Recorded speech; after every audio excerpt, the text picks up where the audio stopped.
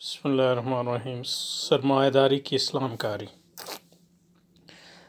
سود کی اسلام کاری سرمایہ داری کی اسلام کاری کا ایک جزو ہے۔ چونکہ ترمیمی علماء مطلب پرست ہوتے ہیں اور سود کی اسلام کاری سے کمائی جانے والی دولت بہت زیادہ ہے، لہذا ترمیمی علماء کی زیادہ تر توجہ سود کی اسلام کاری پر مرکوز رہی ہے۔ اب یہ کیسے ہمیں پتہ چلا کہ تمام ترمیمی علماء مطلب پرست ہوتے ہیں؟ یعنی یہ مشاہدے پر مبنی ہے یا تصوراتی کوئی لنک ہے؟ یعنی دونوں طرح سے میری سمجھ میں نہیں ہے، کیونکہ یعنی یہ ترمیم علماء کی جو سود کی اسلام کاری ہے وہ تصور کی خامی بھی ہو سکتی ہے، یعنی فہم کی غلطی، تو ضروری نہیں ہے کہ وہ مطلب پرستی پر ہی مبنی ہو، لیکن چونکہ اس میں اتنا پیسہ انوالو ہے تو مطلب پرستی تو در آتی ہی ہے،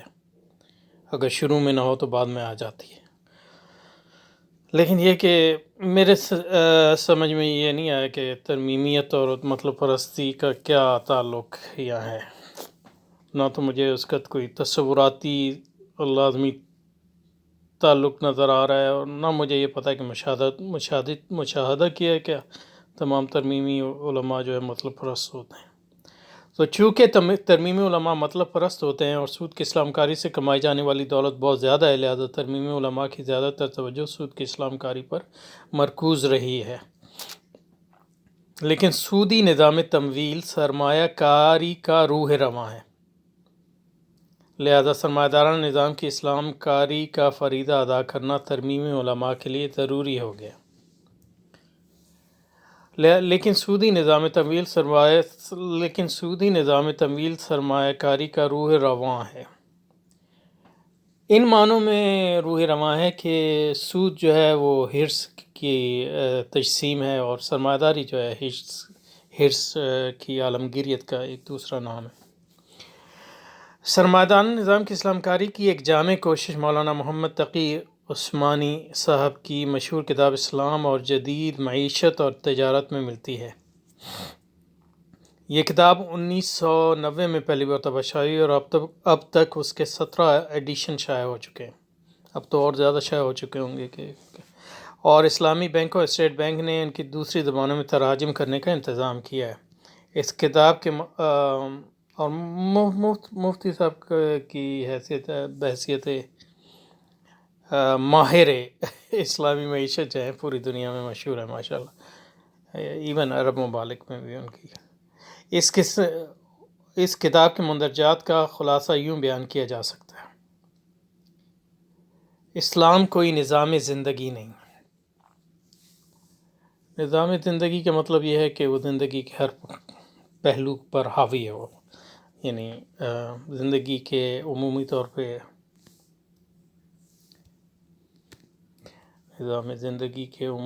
پہ یہ کیا ہو گیا جی، نظام زندگی کو اگر ہم عمومی طور پہ دیکھیں تو فرد ہے، تو فرد کا دوسرے افراد سے جو رشتہ، تو فرد کا فرد سے رشتہ، یہ تو شخصیت ہے، آپ کی ذات ہے، اور فرد کے دوسرے افراد سے رشتہ، تو اس کے دو پہلو ہیں، معاشرت اور ریاست، اور پھر فرد کا جو ہے تمام کائنات سے رشتہ، اور فرد کا دوسرے حیوانات سے رشتہ۔ تو یہ پورے نظام زندگی ہے۔ تو جو نظریہ جو ہے نظام زندگی کا، وہ انسان کے ہر پہلو کے بارے میں اس کے یا تو اصول دے گا یا تفصیلی اخلاقیات اور احکام دے گا، اور اسی سے جو ہے تہذیب بنتی ہے۔ تہذیب تب بنتی ہے جب نظام زندگی جو ہے ایک مقبول عام طریقہ کار بن جاتا ہے۔ تو اسلام مفتی تقی عثمانی صاحب کا کہنا ہے کہ اسلام کوئی نظام زندگی نہیں نہ. اب میرا یہ خیال ہے کہ اگر آپ مفتی صاحب سے پوچھیں کہ کیا اسلام زندگی ہے، نظام زندگی ہے، تو وہ ضرور کہیں گے کہ اسلام نظام زندگی. لیکن جو عملی طور پہ معیشت پہ انہوں نے جو باتیں کرتے ہیں اور جو سیاست ہے ان کی، اس سے یہ نکلتا ہے کہ وہ عملی طور پہ اسلام کو نظام زندگی قبول نہیں کرتے. اور اس کی دو وجہ ہیں. ایک وجہ یہ ہے کہ جو تغیر آیا ہے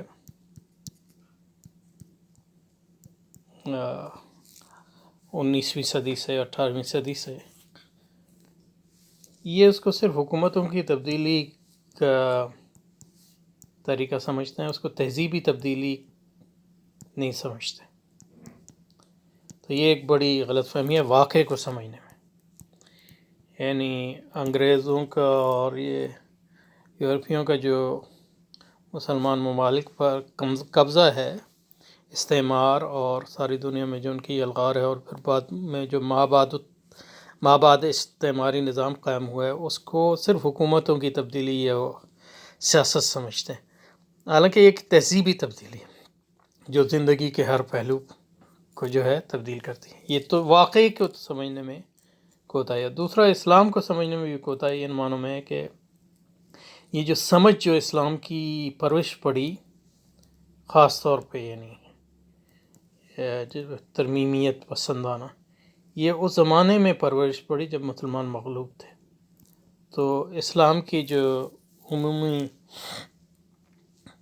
وہ پہلو جو اس وقت جو ہے زندگی پر فطری طور پر جو ہے ان کی اس وقت جو ہے عملی جو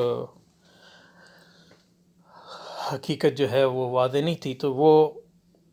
جب انہوں نے ایک ایسا اسلام کا تصور ڈیولپ کیا، اس میں انہوں نے ان پہلوؤں سے کو نظر انداز کیا جو اسلام کے غلبے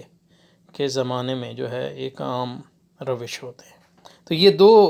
وجوہات ہیں جن کی بنا پہ وہ لوگ جو مسلمان ہیں اور علماء بھی ہیں، وہ اگر کہیں کہ اسلام نظام زندگی نہیں ہے عملاً وہ سمجھیں، تو اس کی دو وجوہات ہوتی ہیں. یہ ان دو یا ایک ہو سکتی ہے یا دونوں مل کے ہو سکتی ہیں. اپنی طالب علمی ہی کے دور سے مولانا تقی عثمانی مولانا مودودی کی فکر کی شدید مخالف رہے ہیں.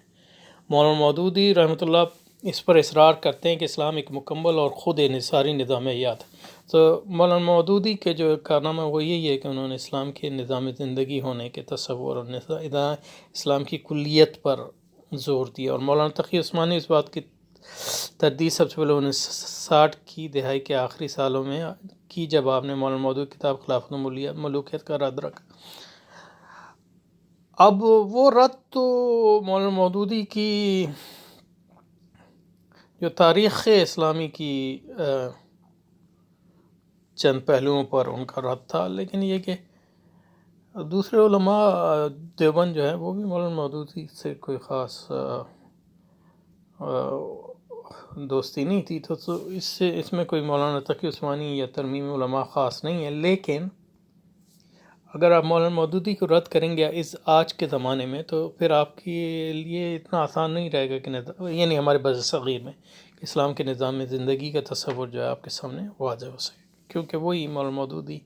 کا کارنامہ ہے. اور جو لوگ مطلب یہ ہے کہ مولانا مودودی کے مخالف ہیں لیکن اسلام کو نظام زندگی سمجھتے ہیں، ان میں سے بھی کئی لوگ یعنی مولانا مودودی کے تصورات لیتے ہیں، صرف یہ ہے کہ اس کو ریفر نہیں کرتے. تو یہ بھی ایک کوئی اچھی بات نہیں ہے، یعنی احسان نافرموشی کی بات ہے. تو اسلام کوئی نظام زندگی نہیں ہے، یہ محض ایک رجحان اور نظریہ ہے، یعنی آئیڈیالوجی، جس کے بنیاد پر کئی اقسام کی ادارتی صف بندی ممکن ہے. اور سرمایہ دارانہ نظام بھی ایسی ہی ایک ادارتی صف بندی ہے. تو سرمایہ دار تو اس میں ایک اور جو اسی سے بات نکلتی ہے، اس میں جو غلط فہمی ہے وہ یہ کہ سرمایہ داری کو ایک محض ایک ادارتی صف بندی، یعنی کہ ٹیکنیکل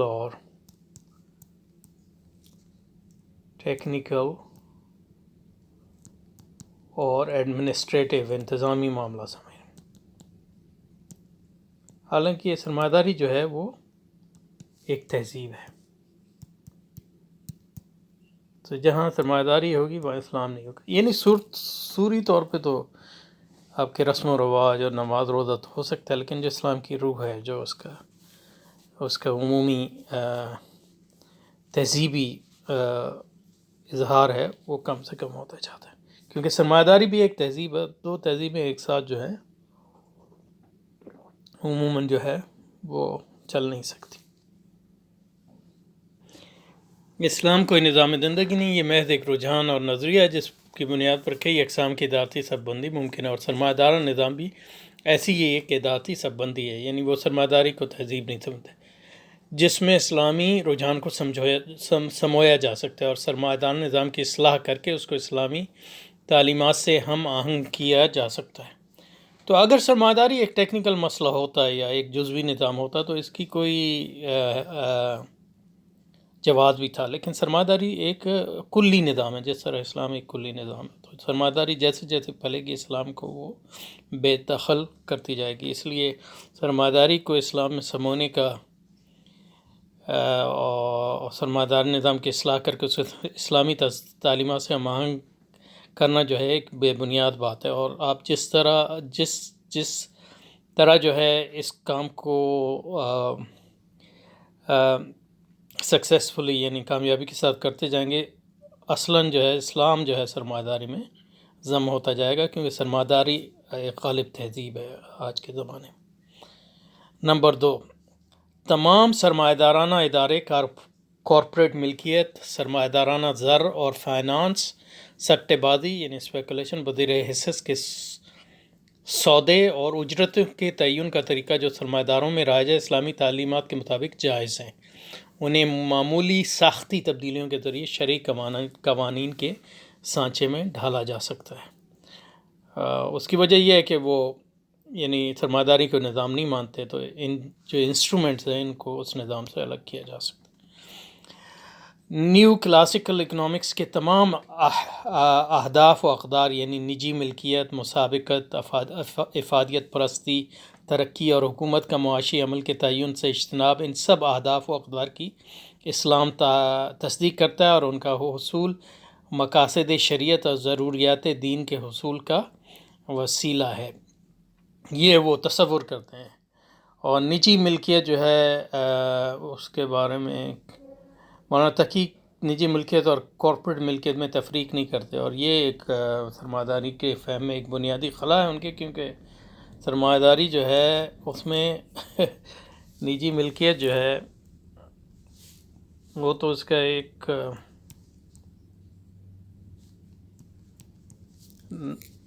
اور نجی ملکیت جو ہے جب سرمایہ داری میچور ہوتی ہے یعنی فروغ پاتی اور ایک عمومی کلی نظام بن جا سکتی ہے، تو اصل جو اس کی جگہ لیتی ہے وہ نجی ملکیت نہیں ہوتی بلکہ کارپوریٹ ریٹ ملکیت. یعنی کمپنی جو ہے خود ایک اس کو لمیٹڈ کمپنی جو ہے اس کو شخص سمجھا جاتا ہے، اور اسی سے کارپوریٹ ملکیت کا جو ہے تصور جنم لیتا ہے. اور اس سے بنیادی طور پہ جو ایک چیز نکلتی ہے وہ چیز یہ ہے کہ سرمایہ داری میں جب وہ میچور ہوتی ہے تو اس میں ملکیت جو ہے وہ انتظامیہ سے یا مینیجریل مینجمنٹ سے الگ ہو جاتی ہے، اور اصل جو سرمایہ داری کے کرتا دھرتا ہیں وہ مالک نہیں ہوتے، کیونکہ زیادہ تر ملکیت تو کمپنی کی ہو جاتی ہے اور وہ نجی ملکیت رہتی نہیں ہے. دوسرا یہ ہے کہ اصل جو سرمایہ داری کی باغ ڈور ہے وہ مینیجروں کے ہاتھ میں ہوتی ہے، کیونکہ وہ جانتے ہیں کہ کس طرح جو ہے accumulation for the sake of accumulation بڑھوتری کو جو ہے زیادہ سے زیادہ فروغ دیا جائے۔ اور اصلاً یہ ہوتا ہے کہ سرمایہ داری نظام جب وہ غالب آتا ہے تو اس میں ملکیت، ذاتی ملکیت اصل میں ختم ہو جاتی ہے۔ اس طرح ختم ہوتی ہے کہ ملکیت کا ایک ہی مقصد ہو شے کا ایک ہی مقصد ہوتا ہے کہ اس کی مقدار میں اضافہ، اور اگر آپ اس کی مقدار میں اضافہ نہیں کرنا چاہتے تو آپ اس وہ نظام جو ہے آپ کو دودھ میں مری ہوئی مکھی کی طرح جو ہے نکال پھینکے گا۔ تو سرمایہ نظام میں اصل جو ہے مالک جو ہے وہ اشیاء بن جاتی ہیں اور زر بن جاتا ہے، اور وہ زر کا فروغ کے لیے تمام لوگ مالکان سمیت اور انتظامیہ سمیت جو ہے اس کے اہل کار بن جاتے ہیں۔ تو یہ ہوتا ہے جب سرمایہ داری جو ہے غالب آتی ہے کسی بھی معاشرے میں، تو ہر شخص جو ہے وہ سرمایہ داری کا کلبرزہ بن جاتا ہے، یعنی فروغ۔ تو اگر آپ نجی ملکیت اور کارپوریٹ ملکیت کے اور ملکیت اور مینیجریل انتظامیہ کے تفریق کو نہ سمجھیں سرمایہ داری میں، میچور سرمایہ داری میں، تو آپ یہ بھی نہیں سمجھیں گے کہ سرمایہ داری اصل میں نجی ملکیت کو ختم کرتی ہے، اور اصل میں سرمایہ داری کا مقصد جو ہے وہ صرف یہ رہ جاتا ہے کہ مقدار میں اضافہ کیا جائے جتنا زیادہ سے زیادہ، اور جو لوگ اس میں زیادہ ماہر ہوتے ہیں، جو لوگ اس یعنی ہر کوئی سرمایہ کا خادم بن جاتا ہے، چاہے مالک ہو چاہے انتظامیہ ہو، اور جو کوئی بھی اس سرمایہ کی خدمت سے انکار کرتا ہے وہ سسٹم سے باہر چلا جاتا ہے، تو وہ پھر ہوم لیس ہو جاتا ہے یا بیکار ہو جاتا ہے، یا مطلب یہ ہے کہ اور دوسرے لوگ جو تو لہٰذا نیو کلاسیکی اکنامکس سے تمام اہداف و اقدار یعنی ملکیت، مسابقت، افادیت پرستی، ترقی اور حکومت کا معاشی عمل کے تعین سے اجتناب، ان سب اہداف و اقدار کی اسلام تصدیق کرتا ہے، اور ان کا حصول مقاصد شریعت اور ضروریات دین کے حصول کا وسیلہ ہے۔ اب اس میں یہ تصوراتی طور پہ بھی بتانے کی ان کو ضرورت ہے کہ یہ کس طرح وسیلہ ہے، اور دوسرا یہ کہ عملی طور پہ ہم دیکھیں کہ جو لوگ ان چیزوں کو جو ہے یعنی سرمایہ داری اسلام باری کرتے ہیں یا اس میں اپنا سرمایہ لگاتے ہیں، ان کی شخصیات اور ان کے طرز زندگی اور ان کی اقدار پہ کس قسم کے اثرات ہوتے ہیں، تو یہ کام جو ہے زیادہ تر لوگ جو ہیں وہ نہیں کرتے ہیں۔ لہٰذا اسلامی بینکاری کو ایک غیر اسلامی ریاستی اور معاشرتی تناظم میں فروغ دینا جائز ہے، کیونکہ وہ ایک ٹیکنیکل چیز ہے، اس کا تہذیبی کوئی تعلق نہیں۔ اسلامی بینکاری کی کار فرمائی کے لیے نہ اسلامی ریاست کے وجود کی ضرورت ہے نہ اسلامی معاشرت کی۔ اسلامی بینکاری کو آسانی کے ساتھ سرمایہ دارانہ طرز اور نظامی زندگی میں سمو دینا چاہیے۔ اسلام اور جدید معیشت و تجارت کی تصنیف کا مقصد یہ تھا، تو یہاں اب وہ تصنیف کی اس کا مقصد بیان کر رہے ہیں، تو پھر یہ جو ہے اگلی بار انشاءاللہ شروع کریں گے۔